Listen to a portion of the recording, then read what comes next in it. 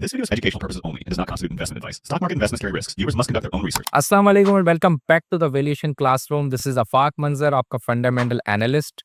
पिछली क्लास में हमने फाइनेंशियल स्टेटमेंट्स के बारे में थोड़ा बहुत कॉन्सेप्ट समझा था। मैंने आपको बैलेंस शीट और इनकम स्टेटमेंट के बारे में बताया था और आज की क्लास में मैं आपको फंडामेंटल एनालिसिस का पूरा प्रोसेस समझाऊंगा कि किस तरह हम किसी भी कंपनी का एनालिसिस करेंगे। तो चलिए व्हाइट बोर्ड पे चलते हैं और अपनी क्लास स्टार्ट करते हैं। सपोज करते हैं कि हमें अगर किसी कंपनी में इन्वेस्टमेंट करनी है। मैंने यहाँ पे कंपनी को ड्रॉ कर लेता हूँ, उसकी थोड़ी बहुत फैक्ट्री को ड्रॉ कर लेता हूँ। ये हमारी कंपनी है।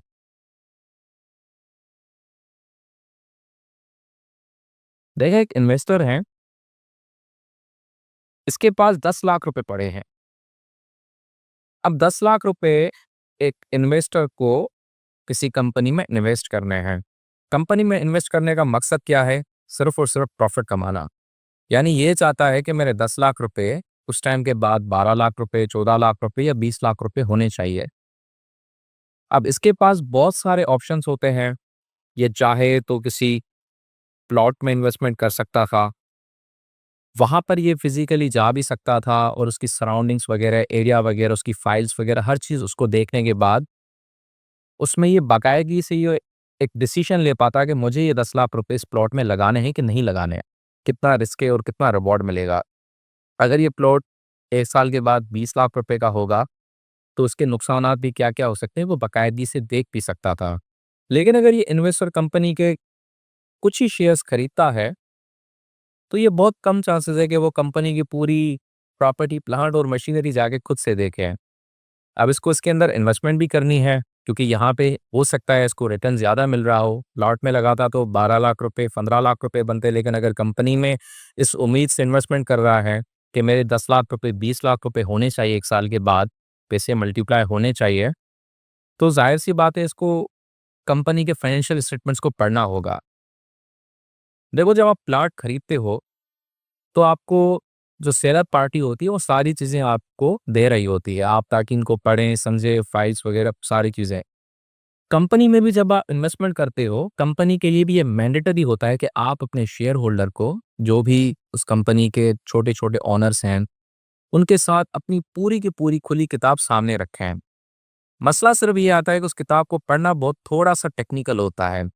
तो हम इसलिए बैठे हैं कि आपके लिए ये चीज़ें आसान करें।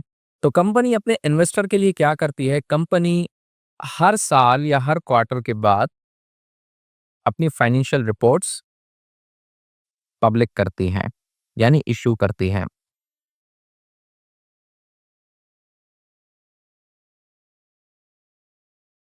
ये आपको हेल्प करती है या ये आपको बताती है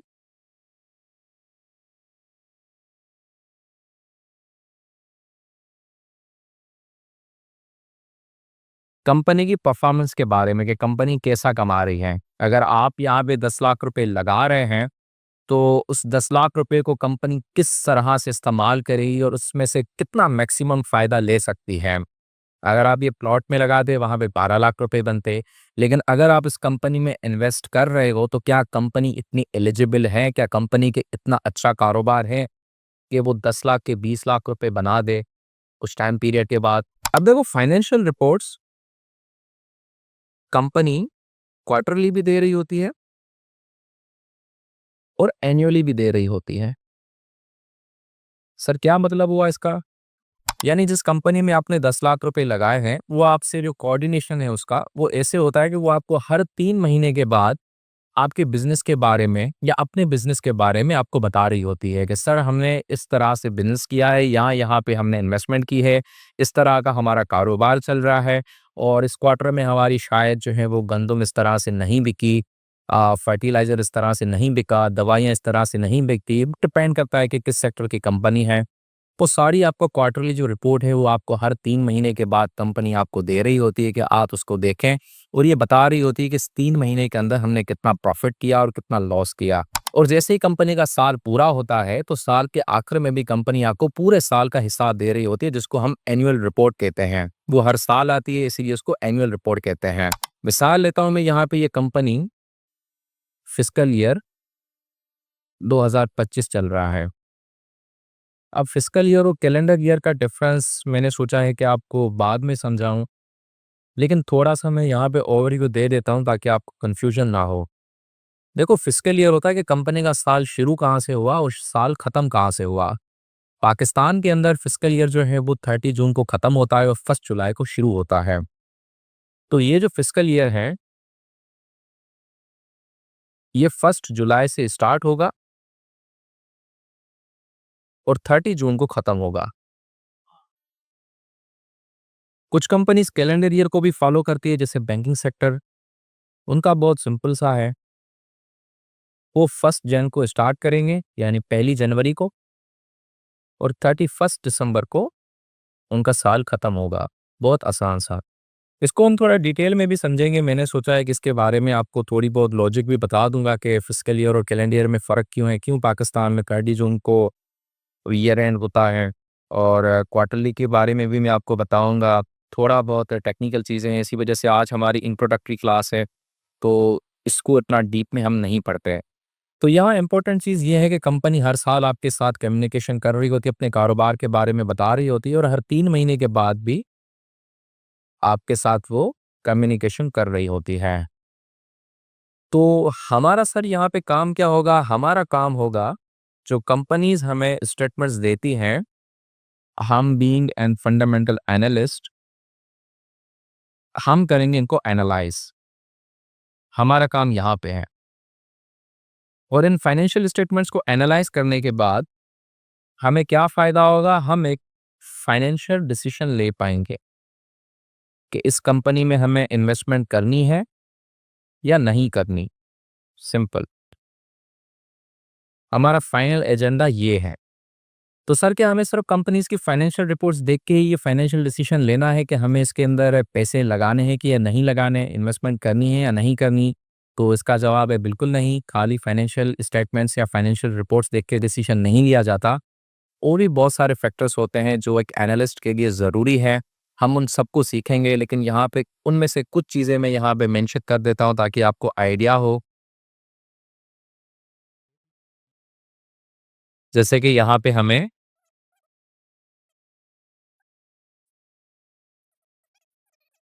जैसे हम सिर्फ फाइनेंशियल रिपोर्ट्स देख के इन्वेस्टमेंट डिसीजन नहीं लेंगे, बल्कि हम गवर्नमेंट की पॉलिसीज़ को भी देखेंगे, जैसे टैक्सेस वगैरह।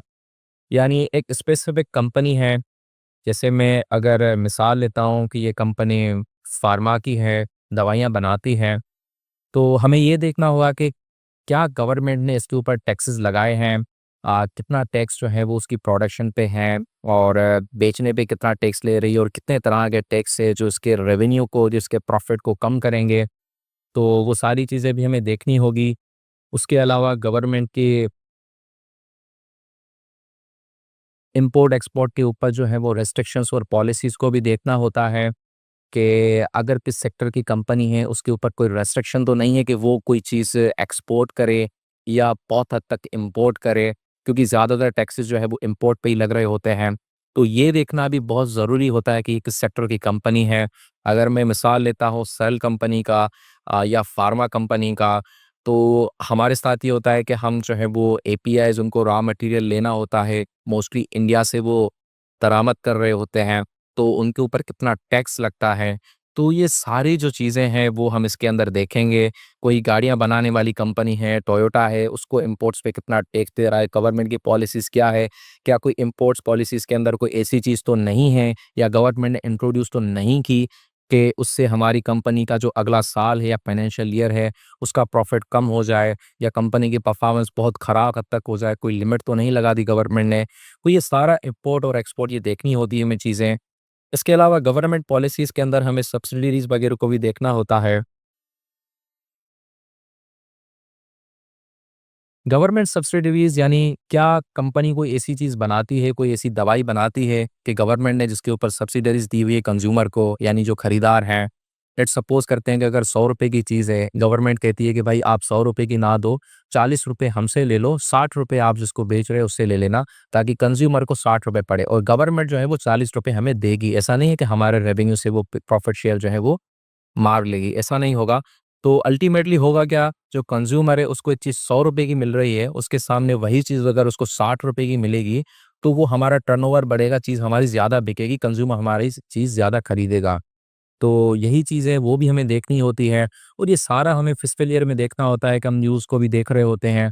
अभी के लिए कोई सब्सिडरी नहीं थी, लेकिन जैसे ही गवर्नमेंट ने कोई सब्सिडरीज़ अनाउंस कर दी अपने बजट के अंदर या कोई ऐसे ही कॉन्फ्रेंस के अंदर उन्होंने कहा कि हम इस सेक्टर को जो है वो बूम करने के लिए सब्सिडरीज़ दे रहे हैं।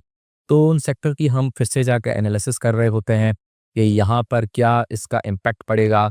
जैसे मैं एक छोटी-सी मिसाल लेता हूँ, गवर्नमेंट ने कहा कि आप सोलर पैनल्स लगाएँ, हम इसके ऊपर काफ़ी हद तक आपको सब्सिडरीज़ देंगे। अगर कोई कंपनी सोलर पैनल्स बना रही है, तो उसका टर्नओवर काफ़ी हद तक बढ़ गया था और वैसे लिस्टेड कंपनीज़ में आई डोंट नो किस तरह की कोई कंपनी है या नहीं है, लेकिन अगर इस तरह की कोई कंपनी होती तो उसका टर्नओवर काफ़ी ज़्यादा बढ़ता और उसका प्रॉफ़िट काफ़ी अच्छा खासा होता।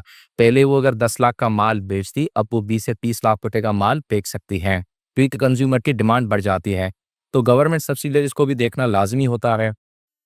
और इसके अलावा एक और चीज़ होती है जिसको हम प्राइस कंट्रोल कहते हैं।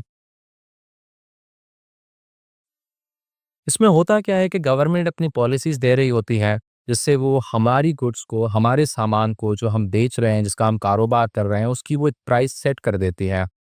जैसे उसने कह दिया कि भाई ये जो दवाई है, वो आप ₹100 से ऊपर नहीं बेच सकते हैं। अगर हमें वो दवाई ₹90 की पड़ रही है और डिमांड भी ज़्यादा है, अगर हम वो दवाई ₹200 की भी बेचें तो बिक सकती है।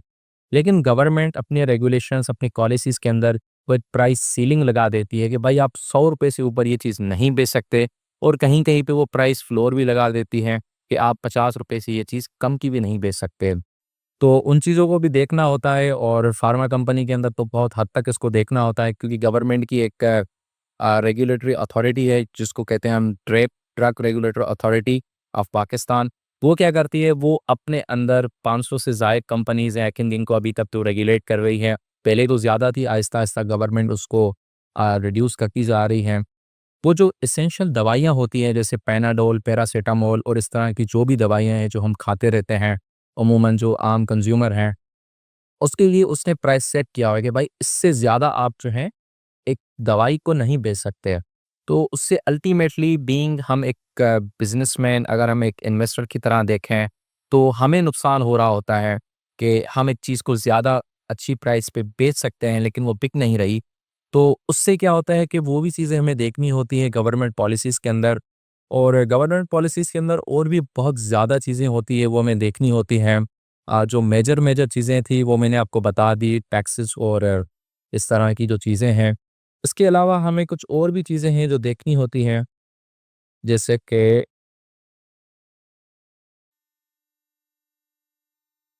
Industry data.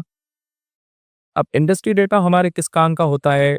इसके लिए जैसे कि मैं यहाँ पे अगर लिख देता हूँ कि ये कंपनी जो है, ये फार्मा की कंपनी है, यानी ये दवाइयाँ बनाती है। अब इंडस्ट्री डेटा यानी कि हम जब एक कंपनी में इन्वेस्टमेंट करने जा रहे होते हैं, तो हमारे पास खाली एक कंपनी नहीं होती। हमारे पास खाली सेल कंपनी नहीं है, हमारे पास उसके साथ-साथ जीएसके भी हैं, सिटी फार्मा भी है और भी दसों किस्म की कंपनियाँ हैं जो यहाँ पे लिस्टेड भी हैं और प्राइवेट लिमिटेड कंपनीज़ भी होती हैं। लेकिन हम में से उनमें से सबसे बेहतर और सबसे सस्ती कंपनी ढूँढनी होती है जो अंडर वैल्यू हो, यानी बुक्स में उसकी मालियत तो ₹100 की हो, लेकिन हमें यहाँ पे 50-60 रुपए की मिल रही हो और उसका फ्यूचर पोटेंशियल भी बहुत ज़्यादा हो, तभी हमें उसके अंदर इन्वेस्टमेंट करनी होती है। तो उसके लिए हमें एक इंडस्ट्री डेटा की ज़रूरत होती है। इसमें हम ये देखेंगे कि अगर ये वाली कंपनी फार्मेसी की है, ये अगर पेनाडोल बेचती है, पैरासिटामोल का जो फ़ॉर्मूला है, अगर वही पैरासिटामोल का जो फ़ॉर्मूला है किसी दूसरे ब्रांड से कोई दूसरी कंपनी बेच रही है, तो वो कितनी हद तक बेच पा रही है। इंडस्ट्री डेटा में हम सबसे ज़्यादा इम्पोर्टेंट चीज़ हम मार्केट शेयर देख रहे होते हैं। मार्केट शेयर, सर ये क्या होता है? देखो, जैसे मैं एक मिसाल लेता हूँ कि यहाँ पर टोटल 100 कस्टमर हैं किसी चीज़ को खरीदने के लिए। 100 में से अगर 20 लोग कंपनी ए की चीज़ें खरीदते हैं, 30 लोग कंपनी बी की चीज़ें खरीदते हैं और 50 लोग कंपनी सी की चीज़ें खरीदते हैं। तो ये आ गया हमारे पास मार्केट शेयर। तो मार्केट शेयर के अंदर यानी एक मार्केट के अंदर एक कंपनी का कितना शेयर है, यानी अगर 100 खरीदार हैं तो कंपनी कितने खरीदारों के ऊपर अपना इन्फ्लुएंस रख के बैठी है कि वो सिर्फ इसी कंपनी के आगे चीज़ खरीदें। और इसके ऊपर बहुत खर्चा भी होता है एडवर्टाइजमेंट और इस तरह की चीज़ों के लिए। तो जैसे 50 लोग अगर अगर कंपनी सी की चीज़ खरीद रहे हैं, तो पूरे 100 खरीदारों में से, बायर्स में से 50 लोग तो कंपनी सी के पास ही हैं। तो ये चीज़ देखना बहुत ही इम्पोर्टेंट होता है।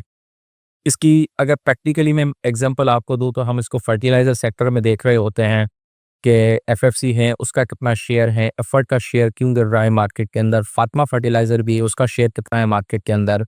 तो ये हम वहाँ पे ज़्यादा देख रहे होते हैं, लेकिन आपको ये देखना भी बहुत ज़रूरी है। इसके अलावा इंडस्ट्री डेटा के अंदर हम रॉ मटेरियल को देख रहे होते हैं कि रॉ मटेरियल कंपनीज़ कहाँ से मंगवा रही है। अगर इंडिया से मंगवा रही हैं तो उसके इंपोर्ट और एक्सपोर्ट के हवाले से पॉलिसीज़ को भी देख रहे होते हैं। अगर चाइना से मंगवा रही है तो उसमें हम प्रॉफिट मार्जिन और बहुत सी चीज़ें देख रहे होते हैं। और एक इम्पॉर्टेंट चीज़ जो सबसे इम्पोर्टेंट यहाँ पे देखी जाती है वो होता है प्रॉफिट मार्जिन। कि भाई एक कंपनी है, प्रॉफिट मार्जिन के अगर मैं हिसाब से आपको समझाऊँ कि वो ₹100 का माल अगर बेचती है, तो ₹60 का उसे खुद को पड़ता है, बाकी ₹40 की उसे उसको बचत होती है। लेकिन एक दूसरी कंपनी है, उसमें ये चीज़ है कि वो ₹100 का माल बेचती है, लेकिन ₹90 का उसको खुद को पड़ रहा होता है। तो जब हम देख रहे होते हैं कि भाई कंपनी बी जब ₹100 का माल बेच रही है, ₹90 का उसको खुद का पड़ रहा है, तो वो एफिशिएंटली काम नहीं कर रहा है, यानी रॉ मटेरियल उसको बहुत महँगा मिल रहा है। तो इन चीज़ों को भी देखना होता है इंडस्ट्री डेटा के अंदर। हमें ये देखना होता है इंडस्ट्री को जब हम पीयर टू पीयर कंपेयर कर रहे होते हैं, कंपनीज़ का कंपैरेटिव एनालिसिस में हम इसको सीखेंगे कि अगर एक कंपनी ये सामान ₹1000 का सामान है वो बेचती है तो उसे कितना बचता है और कितना उसकी कॉस्ट लग जाती है। और एक दूसरी कंपनी अगर वही कंपनी भी ₹1000 का सामान बेचती है तो उसको कितना बचता है और उसकी उसकी कितनी कॉस्ट लगती है। तो ये चीज़ें हम इंडस्ट्री डेटा में देखते हैं और ये कहाँ से मिलेगा हमें डेटा, कैसे हम इसको एनालाइज़ करेंगे, वो भी हम थोड़ा बहुत आगे चल के सीखेंगे। इसके अलावा एक एनालिस्ट को इकोनॉमिक फैक्टर भी देखने होते हैं। और इकोनॉमिक फैक्टर के अंदर हम कौन-सी चीज़ें देख रहे होते हैं, एक तो होती है इसके अंदर मॉनेटरी पॉलिसी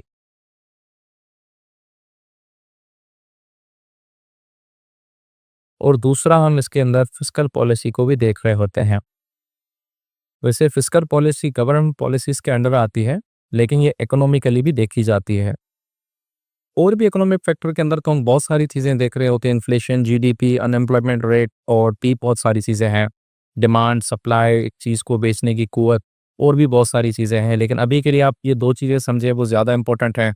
कंपनी को एनालाइज़ करने के लिए मॉनेटरी पॉलिसी हमें कैसे फ़ायदा देती है, इसको मैं थोड़ा समझा देता हूँ कि जैसे अभी पॉलिसी रेट मान लो कि 20% है।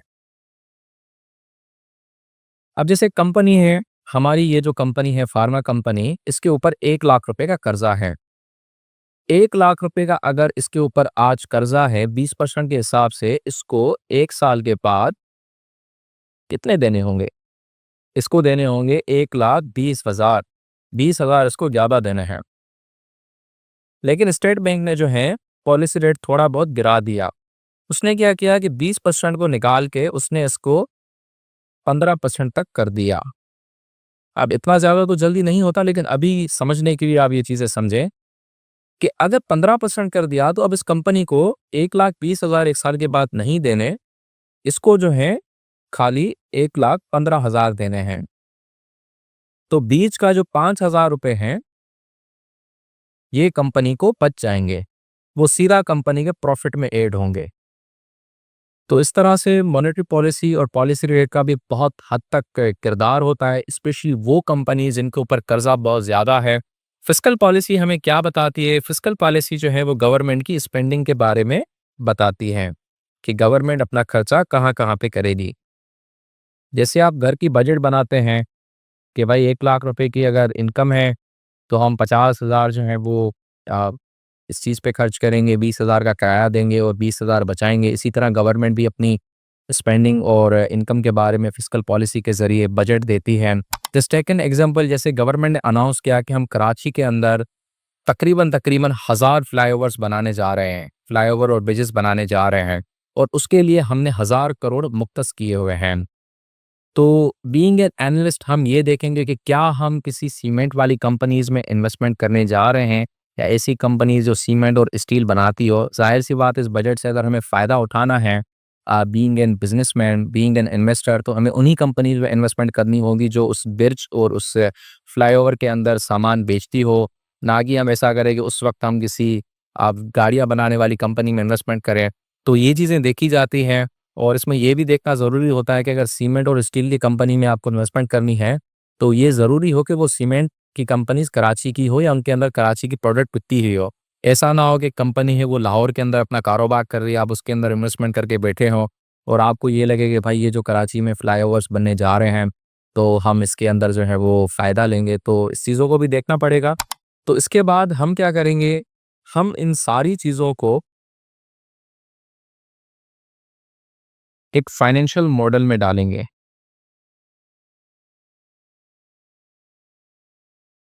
सर फाइनेंशियल मॉडलिंग के अंदर हम क्या करेंगे? फाइनेंशियल मॉडलिंग के अंदर हम ये सारा डेटा इनपुट करेंगे, कंपनी की फाइनेंशियल रिपोर्ट्स डालेंगे और गवर्नमेंट की पॉलिसी वगैरह रेट जो भी है वो सारे हम इस मॉडल के अंदर डालेंगे और हम एक बेहतर डिसीजन ले पाएँगे।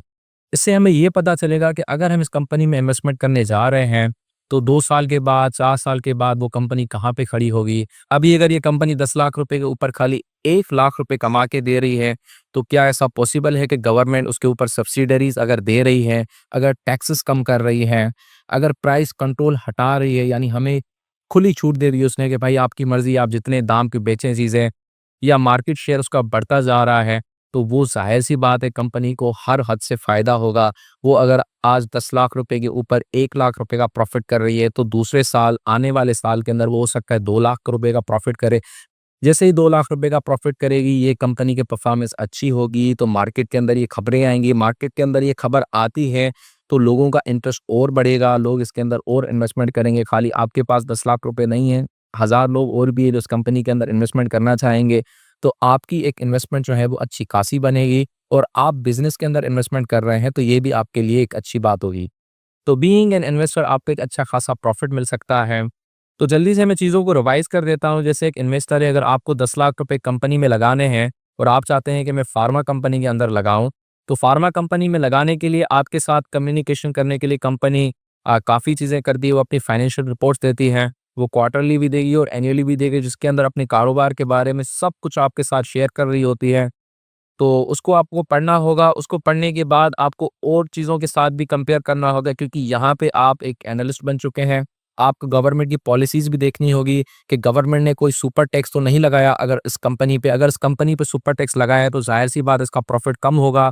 और अगर इम्पोर्ट और एक्सपोर्ट्स के अंदर अगर कंपनी ने कोई छूट दी है इम्पोर्ट के ऊपर तो हम ज़्यादा माल मँगवा सकते हैं, रॉ मटेरियल मँगवा सकते हैं, तो ये कंपनी के लिए अच्छी बात हो सकती है। एक्सपोर्ट पे कोई पाबंदी लगाई है, तो ये एक नेगेटिव चीज़ कंसीडर की जाएगी। गवर्नमेंट ने कोई सब्सिडरी दी हुई है, तो ये भी एक पॉज़िटिव चीज़ कंसीडर की जा सकती है। प्राइस कंट्रोल अगर किसी कंपनी के ऊपर गवर्नमेंट ने हटाया है जैसे मैंने आपको फार्मा का एग्ज़ाम्पल दिया था, एक दवाई है वो ₹100 की अगर हम चाहें तो वो ₹200 की बेच सकते हैं।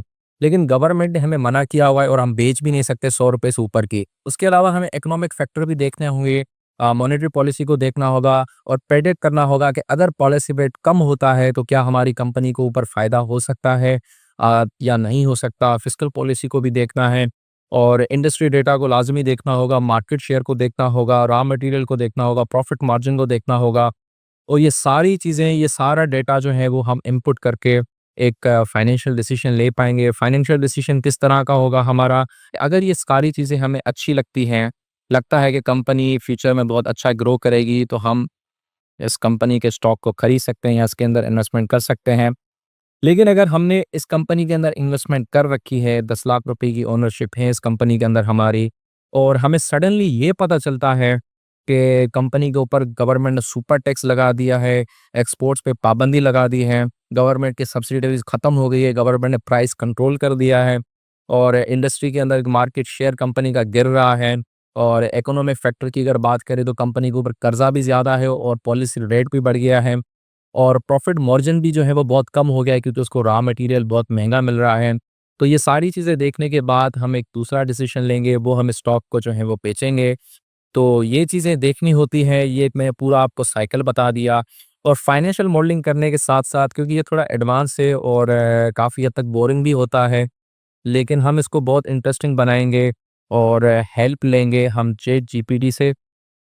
इससे काफ़ी हद तक जब हम हेल्प लेंगे तो हमें इन्वेस्टमेंट डिसीजन बहुत आसान होगा और हमें फंडामेंटल एनालिसिस करना भी बहुत आसान लगेगा। तो बस आज के लिए इतना ही। For more details, call us today at 111-111-721.